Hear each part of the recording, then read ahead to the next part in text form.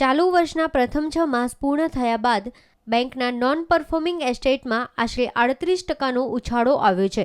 એનપીએનો ઉછાળો આવવાના કારણે બેંકો પર મોટું જોખમ આવ્યું છે.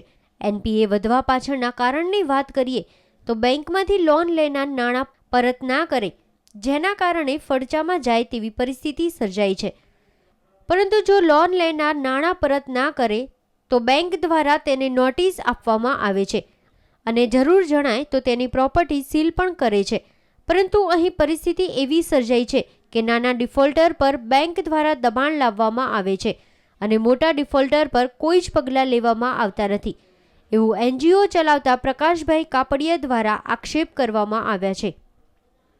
અને ડીઆરટી કોર્ટની એપોઇન્ટમેન્ટ એવી રીતે થયેલી છે કે એ લોકોને રાષ્ટ્રીયકૃત બેન્કો, ખાનગી બેન્કો, એમને પહેલાં એનપીએ થયેલા એકાઉન્ટો, પછી સિક્યુરિટાઇઝેશન એક્ટ નીચે એમને જે છે 13(2) અને 13(4) કલમ નીચે એમને પગલાં લેવાના હોય છે.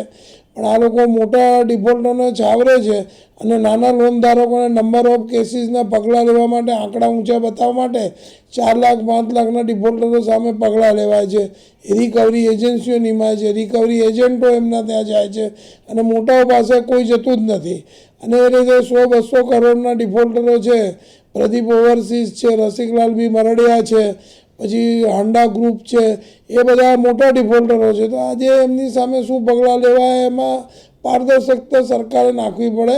બેંકો પર એનપીએનું દબાણની વાત કરીએ તો ING Vysya Bank 62, Syndicate Bank 2547, United Bank 4385, Corporation Bank 2668, South Indian Bank 440, Kotak Bank 547, IDBI Bank 5174, HDFC Bank 767, Bank of Maharashtra 1535, કુલ 1,28,533 છે.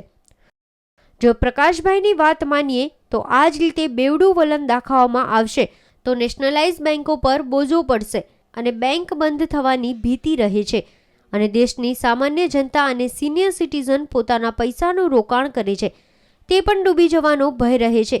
જેથી કોર્ટ દ્વારા અને બેંકો દ્વારા બેવડું વલણ ના રખાય તે જરૂરી છે. કેમેરામેન મિત ભટ્ટ સાથે કશ્યપ જોશી, ન્યૂઝ ઓનલાઈન, અમદાવાદ.